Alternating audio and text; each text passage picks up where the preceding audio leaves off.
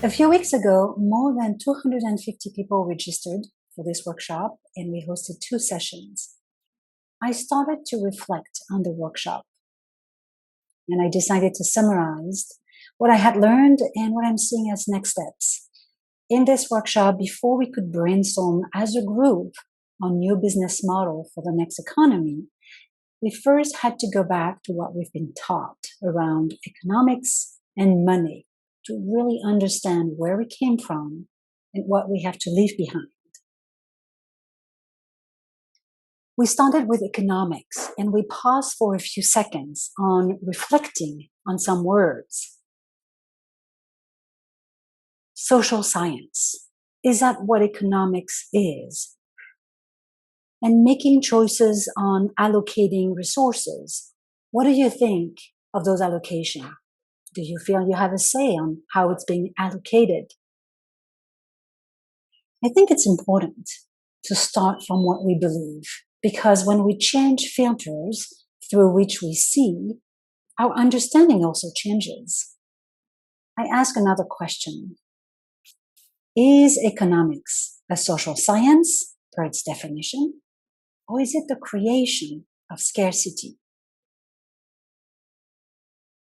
Then we looked at money, and we remembered the standard story by economics like Adam Smith that tells us that we have evolved from gift to barter to metal to debt. But interestingly, there's another story about money, one that is hidden and even controversial. Anthropologist David Graeber says that Adam Smith's story has it all backward. The story should be told with debt to metal to barter. Why does this matter? Simply because the first story of money, which is in our history book, is inaccurate. What other stories have we been told that are also inaccurate? And then to end on money, we discuss how money today is loaned into existence by banks. Banks are not intermediaries loaning you money from other people, not at all. They create new money when they simply give out a new loan. It's that simple. When you sign a loan contract, the bank says it's an IOU. The bank, I, owe you money, which they buy from you and put it as an asset in their balance sheet. The trick, and that's the entire money supply engine, the bank records the same amount on their payable liability account, but instead, the bank deposit. They just add more money and more liability because their banking license gives them the right to accept deposit. So they invent new liabilities on themselves. In short, banks do not lend money.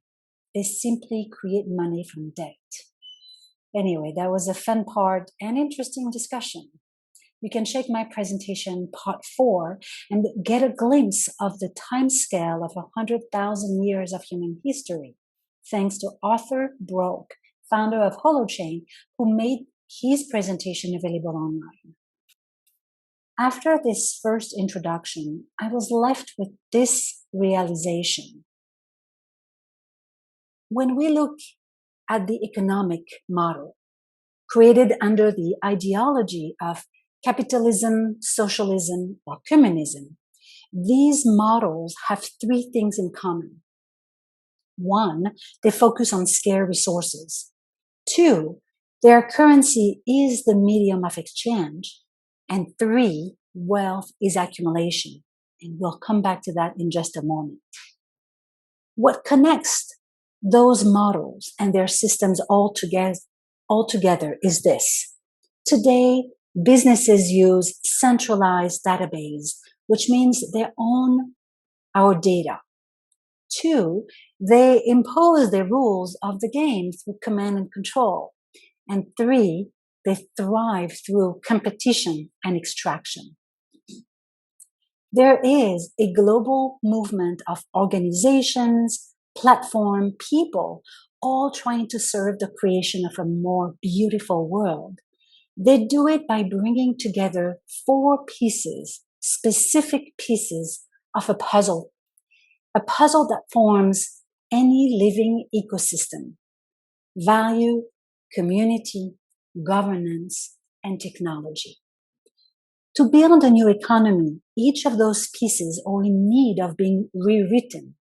Value is a set of belief. Today's value are equality, inclusion, respect of nature, which in time creates a new society's culture. Community. We no longer want to be told what to do and be part of a hierarchical organization, but we want our voice to be heard in a community. A group will develop open relationship from a proposal of shared values and purpose. Governance. Our new culture and our desire for communities shows up in how we want to be led and lead others. We're seeing workers' co-ops, stewardship ownership, multi-stakeholders co-op, B Corp, and other forms of decentralized leadership structures, empowering a sense of inclusion and belonging with more transparency and trustworthy system in its legal form, decision-making, and even the way we make budget. Finally, technology is the last piece to complete this puzzle. New types of infrastructure are emerging, enabling the communities and a new governance to become a reality. The purpose of this workshop was to explore the latest technologies that can bring together all the pieces of this puzzle. My own takeaway is that ledgers built in blockchain, smart contracts, and in digital currencies eliminate our need for centralized authority. So we can move to a more transparent and trusted game. Why? Because in a centralized system, only one party owns all the data, and they get to choose how to use it. Paul Daust and Sid Statikar gave us wonderful presentations on ledger, blockchain, holochain, and reputation. And I strongly encourage you to watch part 1 and part 2 and listen to their talk. In our part 2, Paul Daust from Holo started describing the key feature of blockchain. Blockchain key benefits are reducing centralization, ensuring access, fostering transparency, removing intermediaries, and finally improving availability. Paul then goes on into the details of how Holochain works and how it compares to blockchain. Holochain has a different approach and a set of promises. Agency. You own your own data. You always get to choose how you want to participate. Cooperation. Each participant takes responsibility for following the rules, which builds trust amongst peers. Everyone knows and consents to the rules of the game. If anyone sees someone breaking the rules, they take their own action against them and signal an alarm to others. And context. Information without context is incomplete. So another promise from Holochain is to preserve the richness of multiple perspectives. Holochain key benefits are respects privacy, tolerates failure, eliminates infrastructure, outperform blockchain, and finally adapts gracefully. After hearing Paul, I arrived at a second understanding. With the emergence of intelligent organizations, we understand that the economy is not in a recession, but rather it shows an end of an era. Technology is a game changer because this is creating abundance and it's giving birth to peer networks and open knowledge. So the information age doesn't revolve around scarcity. And for that reason, we need new models. So how do we power a new economy? The first step is to question our perception of wealth by moving away from thinking about economics to thinking of wealth, which is not accumulation. In her presentation and part 4, Belinda Noakes invited us to ask ourselves how we experience wealth.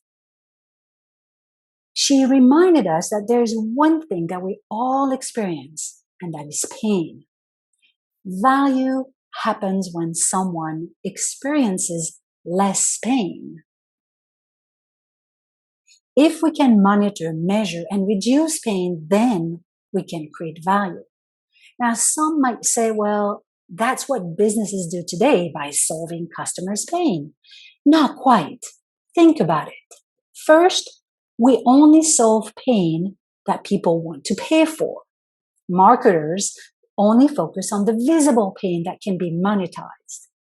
2, businesses are just reducing the symptoms because they're never addressing the root cause.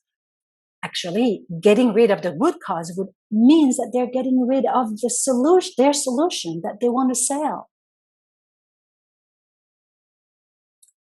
Belinda leaves us with one question. How can we use technology to reduce pain rather than seeking simply to make money and accumulate power? What if technology could help us address different kinds of problems? With peer-to-peer technology built on the promise of giving the power back to individuals, we can create value by making invisible pain visible and transforms people's experience of it. This becomes an opportunity with a system like Holochain that validates trust and promises. In his presentation, part 2, Sid Statikar, founder of Sacred Capital, described how we could shift from global consensus to contextual validation. And we can move into an agent-centric web where we can port our data across multiple communities and create neighborhood structures. My real aha moment was when I combined the notion of wealth with the notion of trust and the idea that a community can hold the debt of each individual.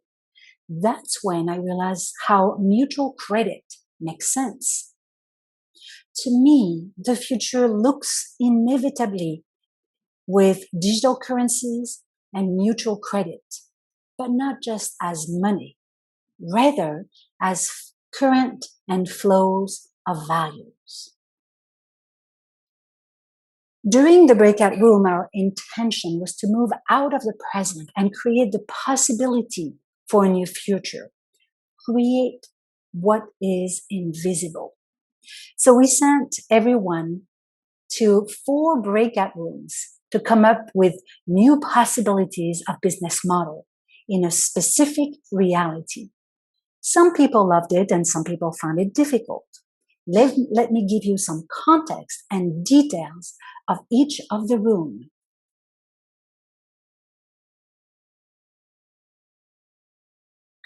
Growth.